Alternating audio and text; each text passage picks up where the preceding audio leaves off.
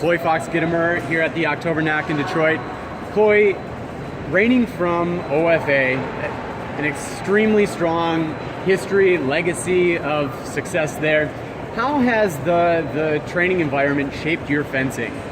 Well, I train 5 days a week for about 3 hours, including lessons and group lessons, and I do classes that are about 2.5 hours. I think the training environment has gotten me to be very intense about my sport, and it makes me put it before all of my other commitments. But I think it has helped me become a stronger competitor because in our practices, rather than just practicing, we practice actions and things like that, but we also practice the competition environment. Like at our club, when we compete, it's very, very competitive. Everyone will try to do their best.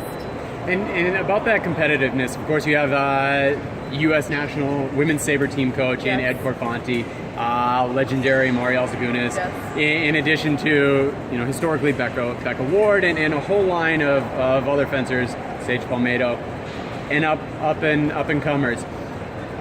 What about kind of that intense competitive environment and having essentially like a blueprint that you get to see kind of helps your fencing and guides you into that direction?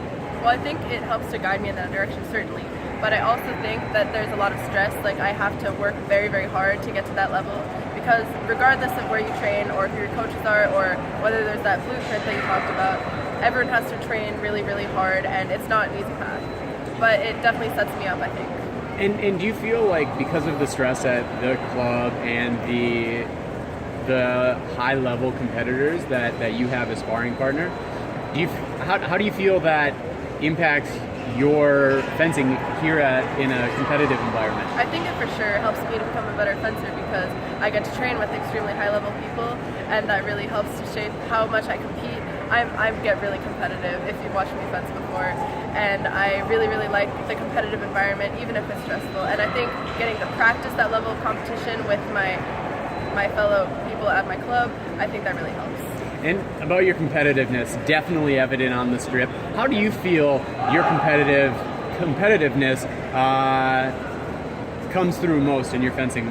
I think sometimes it puts stress on me, but I think being competitive and about, let's say, where both fencers are at the same level, I think that the one who is the most strong and competitive will be the one that wins, regardless of technique and how good of a fencer you are.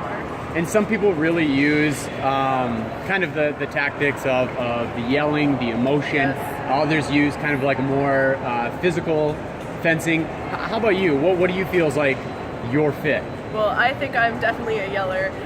People can definitely say that about me, but I think that the competitive environment that I'm in allows me to fence my best, even if it puts some stress on me, and I think yelling helps me with that. It releases some of the stress and makes me calm down a little bit. All right. Well, thank you so much, Chloe, and happy training. Thank you.